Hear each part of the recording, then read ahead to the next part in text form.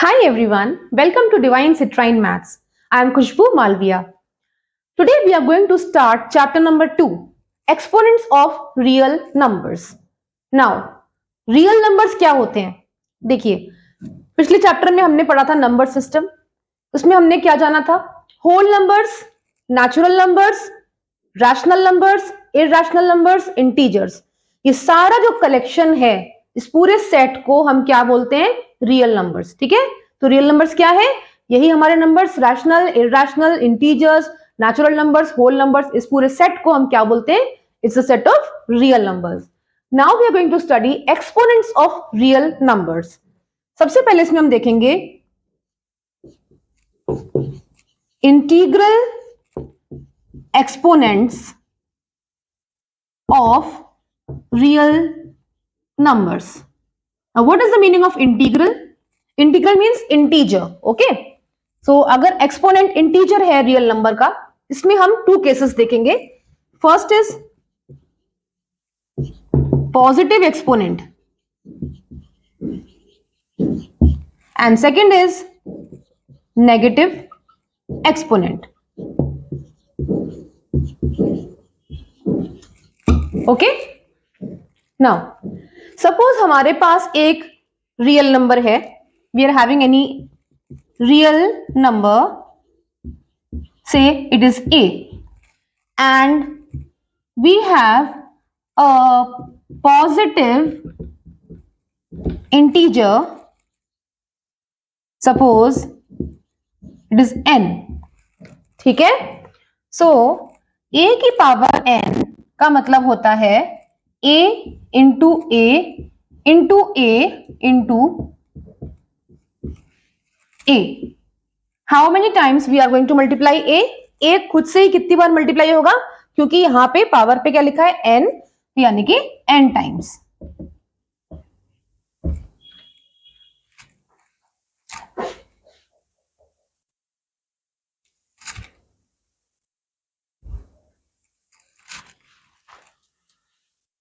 Now a की power n, इसको हम बोलते हैं nth पावर ऑफ a.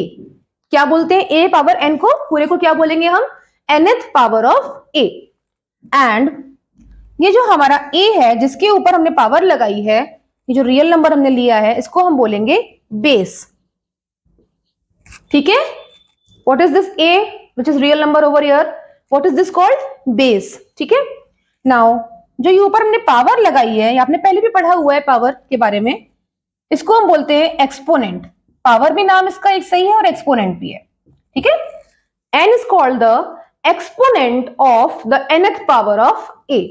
यहां तक क्लियर हुआ आपको? Now let us see some examples. First example is, suppose I write 7 to the power 3. ठीक है, so what is this 7 here? 7 is the base and 3 is the exponent. So it will be equals to 7 into 7 into 7.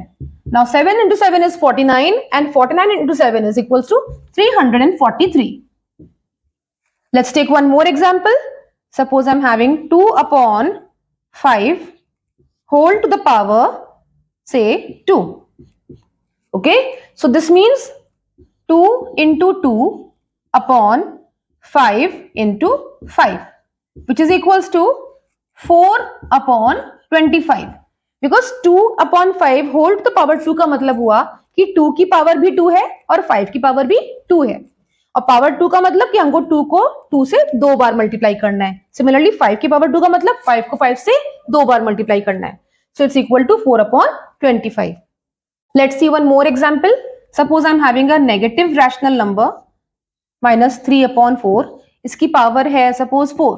ठीक है, so this means minus 3 multiply minus 3 multiply minus 3 multiply minus 3. Minus 3 is getting multiplied with itself how many times? 4 times, because the exponent is 4 upon 4 multiply 4 multiply 4 and again multiply 4. Now we will calculate it. Now you see minus minus plus, plus minus minus, then minus minus plus. So overall the result will be positive. 3 3s are 9, 9 3s are 27, 27 3s are 81. Upon 4 into 4 into 4 into 4 gives us 256. The answer is 81 upon 256. Now one thing I want to tell you here कि जब भी हमारा base negative है, अभी हमने क्या देखा कि यहाँ पे बेस कैसा है, माइनस का है, तो हम पावर को चेक करेंगे. पावर कैसे है यहाँ पे 4 अगर इवन नंबर है, हमको पता है कि 4 इवन नंबर है, तो पावर को आप देखेंगे, अगर पावर इवन नंबर है तो आपको जो रिजल्ट होगा वो पॉजिटिव होगा, मतलब मल्टीप्लिकेशन के बाद जो आंसर आएगा वो पॉजिटिव होगा. अदरवाइज अगर आपका पावर ऑड है, बेस नेगेटिव के साथ में अगर पावर ऑड है, तो आपका रिजल्ट कैसा होगा, नेगेटिव होगा. ये बात आपको पहले से भी पता होगी, लेकिन फिर भी मैंने आपको ये रिकॉल करवा दिया. Now let us see the negative exponents. Now one more thing I want to tell you here, that anything, suppose we are having any real number other than 0, means non-zero real number. Any non-zero real number हमारे पास है, अगर suppose उसका नाम है a, इसकी अगर हम power में 0 लगाते हैं तो that is always equal to 1. ठीक है. For example कुछ भी नंबर हो सकता है, 248 upon 79 to the power 0. So directly we can write it equals to 1. Now let us see the negative exponents. Children, in this, suppose we are having any non-zero real number, suppose a, and we are having a positive integer n. Okay, what is a? Any non-zero real number. What is n? Any positive integer. ठीक है. Now if I do a to the power minus n, a to the power minus n, so this will be equal to 1 upon a to the power n. That means इसका reciprocal करते ही power negative से positive में change हो जाती है. So this is the method of solving negative exponents. Let us see an example. Suppose I am having 5 to the power minus 2. Okay, so this will become 1 upon 5 to the power 2. Clear? Which is equals to 1 upon 5 power 2 means 5 into 5, which is equal to 25. So our answer is 1 upon 25. Let's see some more examples. Next example is 3 upon 5 whole to the power minus 3. So what we are observing here, that the exponent is negative. So how will you change into positive? It's very simple, just do its reciprocal. So it will become 5 upon 3 and the power will now become positive. So minus 3 will become now plus 3. Is that clear? 3 upon 5 को reciprocal किया 5 upon 3 and just power हमारी negative से positive में change हो गई. Now let us solve it. 5 to the power 3, that means 5 into 5 into 5 upon 3 into 3 into 3. Now what will come? 5 5s are 25, 25 5s are is 125 and 3 3s are 9, 3s are 27. I hope ये clear हो गया होगा आपको. ठीक है. Now let's move to the laws of exponents. Now first law of integral exponents is, suppose I am having any real number, suppose its name is a, okay, and there are two positive integers m and n. So what happens is a to the power m multiply a to the power n will give you a to the power m plus n. So what happens is, in case of multiplication, if the bases are same, then the powers are added.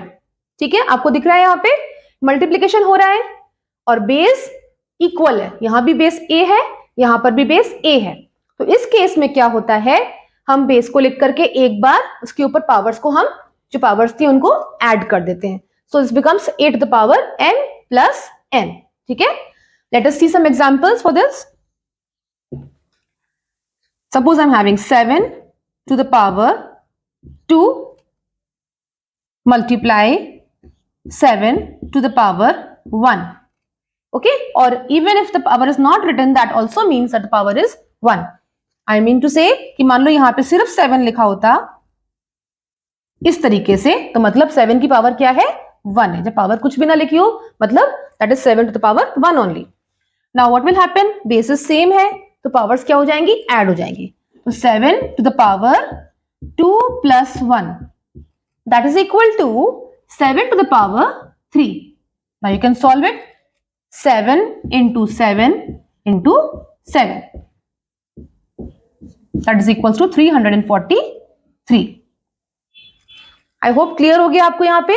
तो हमने क्या सीखा first law में कि base same है और multiplication हो रहा हो तो पावर्स एड अप हो जाती हैं. Where a is any real number and m and n are any positive integers. Okay.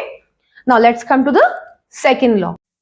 Now children, second law says that if I'm having any non-zero real number, say a, and I'm having again two positive integers m and n. So a to the power m, now divide a to the power n. Now what's happening here? Unlike the previous one, here it is division, but the bases are same like the previous one. Okay. So if the bases are same, in case of division, the powers are subtracted. Okay. So this will be equal to a to the power m minus n. It's very simple.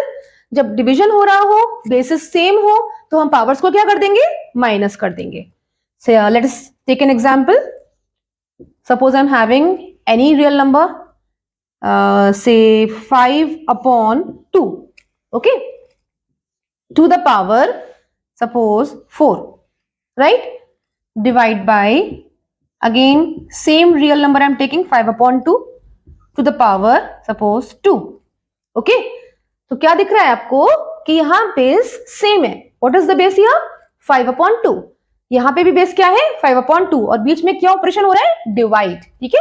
तो division के case में क्या हो जाता है? Base same होने पर powers minus, जैसा कि हमने भी डिस्कस किया है.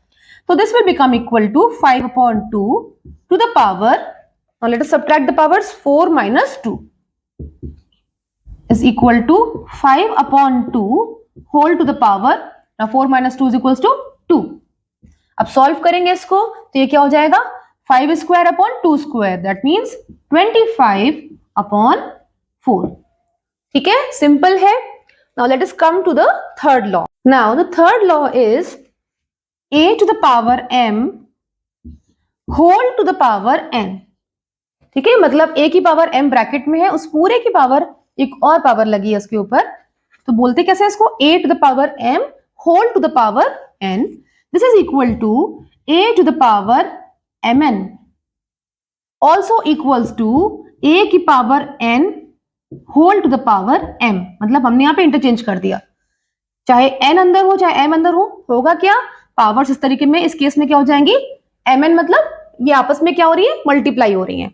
तो a की पावर mn मीन्स a की पावर m इंटू n. ठीक है, इसको एग्जाम्पल की हेल्प से समझते हैं.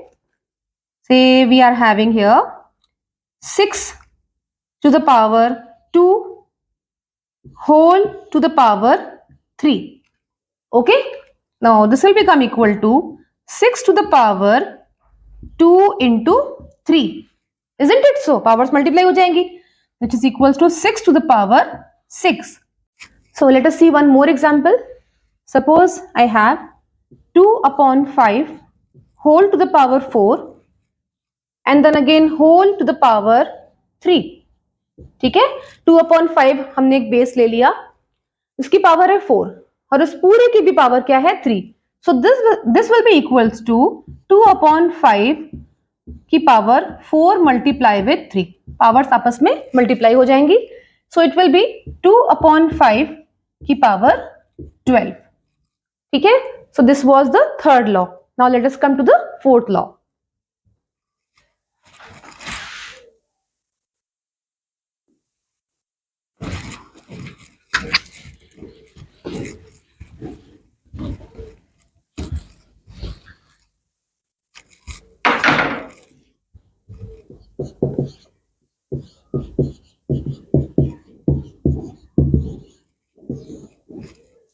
Now children, in the fourth law, let us take two real numbers a and b and let us take any positive real number, suppose m. Okay. So there are two parts in the fourth law. First is ab whole to the power m. मतलब ab का मतलब क्या हुआ? a multiply by b. आपको हमेशा पता होना चाहिए कि जब दो नंबर्स के बीच में कोई भी साइन नहीं है मतलब वो मल्टीप्लाई हो रहे हैं. ठीक है, तो ab की power m is equal to a to the power m multiply b to the power m। Clear हो गया? अब एग्जाम्पल देखो इसका, suppose it is 2/5 multiply 3/7 whole to the power से 6। क्लियर? तो इसका मतलब हो जाएगा कि 2/5 की पावर भी 6 और 3/7 की भी पावर 6 होगी। तो हम इसको ऐसे लिखेंगे 2/5 की पावर 6। ये ब्रैकेट लगाना बहुत जरूरी है क्योंकि 6 पावर जो हो रही है, a क्या है हमारा 2/5 है, तो ये पूरा एक नंबर है तो ब्रैकेट के अंदर आएगा। ठीक है, multiply 3/7 whole to the power 6। ठीक है, क्लियर हो गया ये? एक और एग्जांपल देखते हैं। सपोज आई से 63 टू द पावर 5। ओके, तो इसको हम ऐसे लिख सकते हैं कि 63 is equals to 7 into 9 to the power 5। ठीक है, क्या किया? 63 के प्लेस पे क्या लिख दिया? 7 multiply by 9, isn't it? And whole to the power 5. Now using the last law, this will be equals to 7 to the power 5 multiply 9 to the power 5. I hope clear हो गया आपको? अब इसका सेकेंड पार्ट देखते हैं। Okay, now second part is a upon b whole to the power m is equals to a की power m upon b की power m। ठीक है, सेम है बिल्कुल, वहां मल्टीप्लाई था, यहाँ पे डिवाइड है। Example 2/9 whole to the power 7। So this means 2 की पावर 7 अपॉन 9 की पावर 7। क्लियर हो गया? एक और एग्जाम्पल देखो, suppose it is -5/3 to the power 2। तो क्या हो जाएगा ये? -5 की पावर 2 अपॉन 3 की भी पावर 2। क्लियर हो गया? So this was the last law. तो यहां पे हमने डिस्कस कर लिया द सारे लॉज क्या होते हैं एक्सपोनेंट्स एंड पावर्स के। क्लियर? अब हम अगले वीडियो में मिलेंगे जहां पे हम डिस्कस करेंगे exercise 2.1 of R D Sharma. तो see you in my next video.